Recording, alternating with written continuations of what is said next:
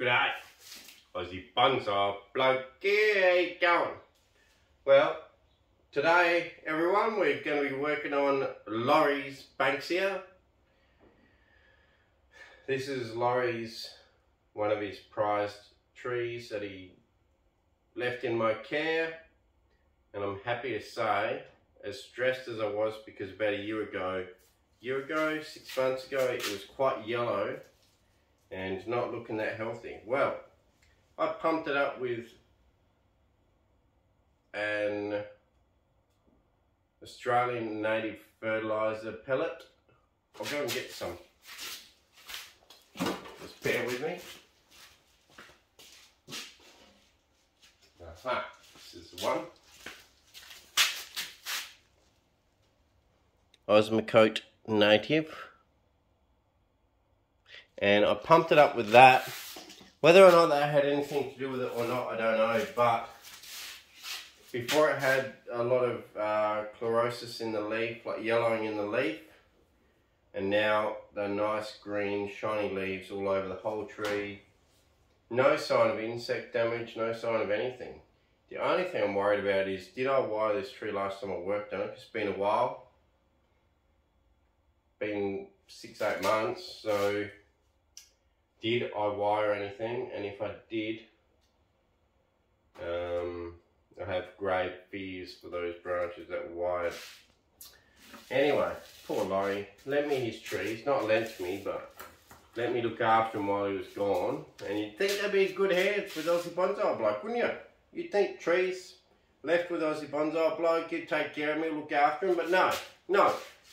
I've had about 4 eaten by rats.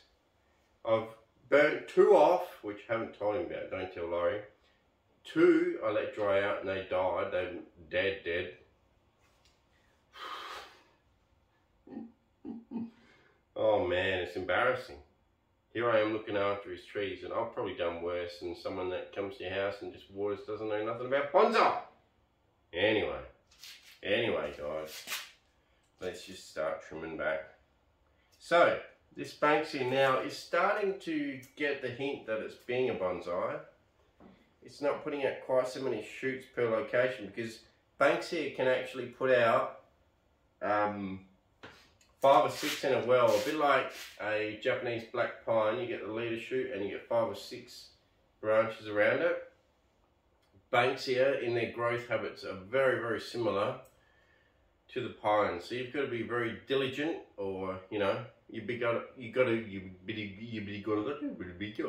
got to be on top of cutting off excess branches around a well, otherwise you'll quickly get an inverse taper on a well. So anyway, right, let's get to it. It's bloody hot, so my mind is being affected by that. Plus, I've had a stout or 2. Right, so we'll just chop back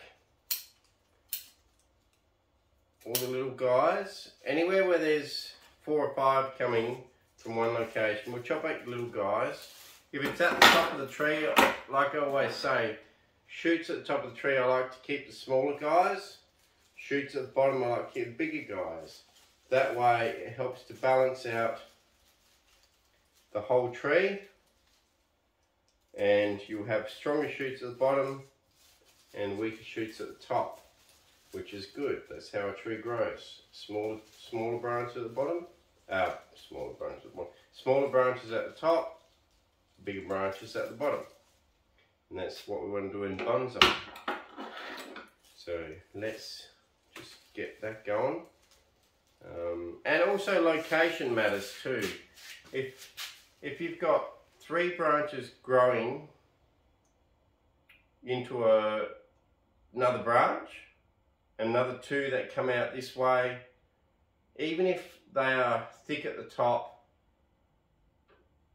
and it was at the top of the tree, and these 3 were thin, you would actually keep 2 thick ones at the top, because they go into a location that's not taken up by anything. They grow into their own space, and the 3 would get chopped off. Same at the bottom. If you had 5 growing from one spot, 3 of them grew back into the tree and they were the strongest, and then you had 2 weak ones coming out to the side, you would actually chop the 3 strongest off, keep the 2 weaker ones because they're growing into empty space. So always keep in mind the direction that they're growing to. Nothing that I say is hard and fast rule. Like, everything varies depending on the circumstances. So it just depends, you know. It's hard to explain, but it just depends. I know to some new people, you just want hard and fast rule, what should I do? But sometimes there is no hard and fast rule. Yeah, I mean, it's just how it is sometimes. So what I'm going to do is I'm not going to defoliate the Banksia at all. I don't know if people have, I've never experimented with it, but I'm certainly not going to experiment with it on Lawrie's prized Banksia, you know? Not going to experiment it with this. So here we've got 3 from one location. Let's keep the 2 stronger ones, get rid of the weak ones. Some internodes are a little bit long, but in general, this tree knows what it's up to now and has put out a lot of shorter internodes. I'm not seeing any wire yet, apart from a few guide wires. So here's a really long one. That's got to go no matter what. So what we've got here is that much of it had no bud at the start, so it has to go. You cannot have that, especially on a nice tree like Lawrie's tree here. You cannot have that long a section without any division at all. I just want to show you 2. I just chopped that one off and threw it away, but these are mature leaves. What I'll show you is a small shoot compared to a strong shoot. This is a small shoot, this one here on your left, but they're still mature leaves. This one here on your right is an immature shoot, a new one, a strong vigorous one. You can see how much you can reduce them by, and once you get your whole tree down to refining, there's no reason why you can't get your whole tree with leaves like that instead of these big ones. Should be able to. The Australian Banksia, pretty cool tree, great tree for bonsai. I will say, you just have to keep on top of them. I feel like you could really get away, let it get away from you, and you could get some super massive wells where there's 5 or 6 coming out from one area, one location. But if you keep on top of it, I feel like you end up with a really nice tree, and they get these cool trunks. Well, Rodney, my mate Rodney, described it to me like, you know, like a baby with their little fat rolls on a baby, where you get their little fat rolls, and every skin fold on their arm, you get these little wrinkles and rolls, these cute rolls. Well, the Banksia sort of does that. This one here, maybe because it's more mature, doesn't really show that, but I do have another one that does. It has a lot of fat rolls on it. So we'll just keep chopping away here. I hope I'm not dribbling on too much. I hope something makes sense in this video. Just chop it back. Nice. See that one? That one there is more developed foliage, and it's tiny. Here, more immature. It's quite big. Chop that one out completely. Shorten these 2. 3. Chop the bottom one off. Keep the upward growing ones. Discard the bottom growing one. One that's growing down, I should say. Yeah, I for broadleaf and deciduous, I don't ever see a reason, unless you've got a massive gap where there's no branching, I don't ever see a reason to drop a branch down like you would a pine. I always go for the upward growing ones over downward growing ones every single time, because I don't think broadleaf and deciduous have, the downward growing one has a place. Unless, like I say, you've got a massive gap down below that you want to fill, you could then potentially do a drop branch and, you know, bend it down low. But in general, no, I don't think it's a great idea. Just keep trimming up here. Oh, while I'm trimming up here, I'll tell you a bit of a story. Other day, a bit like today, hot day, sweating away. Anyway, I just finished doing some stuff and I sat down on the couch. I had to message a few people on my phone, so I spent a good 20 minutes on my phone, sitting on the couch in the shed, and lo and behold, a bloody brown snake straight past me foot with thongs on, like now, thongs on, or I've got slides on, went straight past my foot, and I had a dog either side of me. And I was like, oh God, you know, like one of our dogs, Roy, got bitten only a couple months, 6 months ago, maybe slightly less, and we had to rush him to the doctors, to the hospital, and poor little bloke survived. He survived, but he struggled for a good couple of weeks after that. He was really struggling. Anyway, this snake went past my foot by an inch, barefoot, and literally went in between the two dogs. And here I am, going, get back dogs, get back, get back. And then as I leaned forward to get the dogs back, snake striking at my leg like this, bare leg. Whoo! Managed to miss my leg somehow. And then I'm getting the dogs back, then I'll strike again, and then I'm getting them back. Finally managed, the snake decided to turn and go a little bit further, but we had him cornered, that's why he kept attacking. He went a bit further, then I managed to get the other dog on the other side of him around this way. The snake sort of went that way after striking at me a few times. I managed to get the dogs out, come back in, couldn't find the snake. And every time the snake, you could see the snake, every time the dogs would go to look at it, you could see the snake turn at a dog, and every time that happened, I would scare the snake so it would look at me instead of the dogs. I didn't want to have to pay another $1,500 vet bill, plus obviously I don't want my poor little boys bitten. I'd have to scare it and then it would strike at me again, but at least it wasn't striking at the dogs. And it was probably 20 seconds, but it felt like 2 friggin' hours. Anyway, that's a bit of a story. That was in the shed here, so, and then I couldn't find the snake when I come back, and you know, it's big brown snake, super deadly. I think probably in the top 10 snakes deadliest in the world. Super deadly, but having said that, for a human, as long as you seek medical help, not very deadly. I think you have about 3 or 4 hours to get attention before you'll die. But if you don't get attention, you're 100% dead, I think, or close to.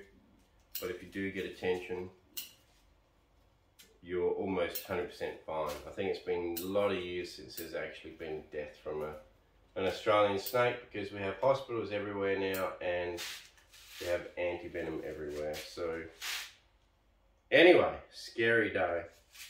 And then now, every time I walk around the shed, I'm looking around. There's a snake there. What was that? Did I hear something?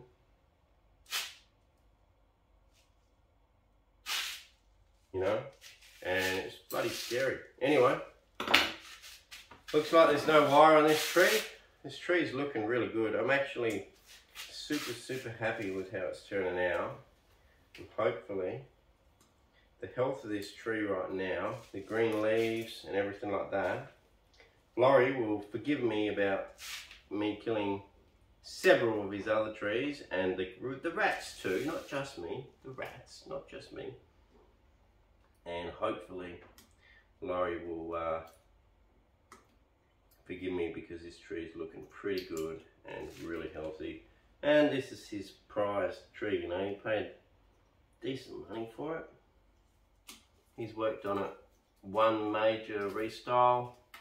I've now done 2 styles on it, and it's really progressing really well. Actually really like this tree. There is actually a couple of wires on it, which normally I would go and get the wire. I might go and get the wire cutters, we'll see. I'd normally go and get the wire cutters to get rid of the wire, because I don't like unwinding wire.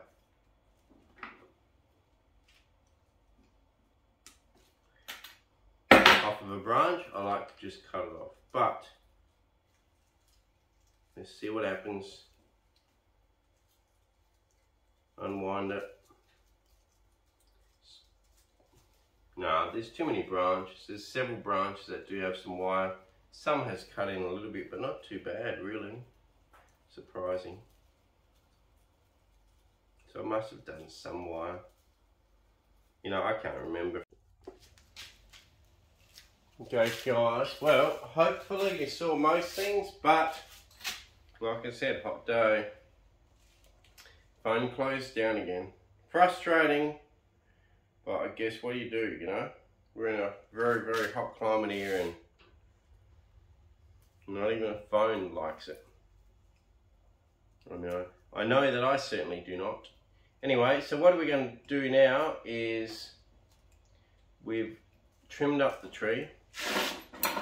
So a branch here I don't like, or a twig. Okay, so we've trimmed up the tree, and generally there was no wire scars. I did cut some wire off. There was a couple of branches of wire, but not too bad. So Lawrie, don't worry, don't stress. Looks good.